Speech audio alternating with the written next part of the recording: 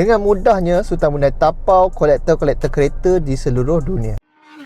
Ni untuk mana yang tak tahu lah, Sultan Brunei ada lebih 7,000 unit kereta mewah dan rare dalam koleksi dia. Dan saya perhati persoalan ni ramai yang nak tahu, antara banyak-banyak tu, kereta apa yang paling mahal dan model apa. Kereta Sultan Brunei yang paling mahal ni, nilai dia tercatat sebagai nombor 2 paling mahal pernah dijual dalam sejarah automotif dunia. Okey, ni adalah kereta Sultan Brunei yang paling mahal, iaitu Ferrari 250 GTO. Okey, kereta ni bukan kereta biasa-biasa. Ni adalah kereta spek racing sebenar untuk atas trek perlombaan pada 1962.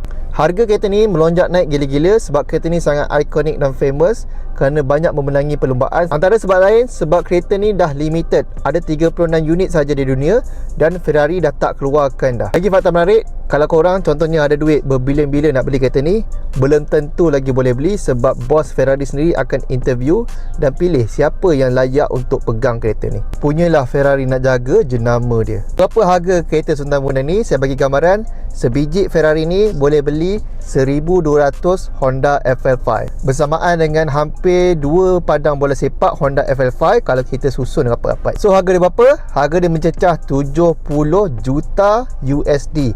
Kalau convert kepada Malaysia dalam 280 juta ringgit Malaysia. Okay, by the way, siapa yang nak beli kereta, nak mencari kereta untuk raya ataupun kereta baru, boleh contact saya dekat komen dekat bawah ataupun pergi dekat saya punya profile.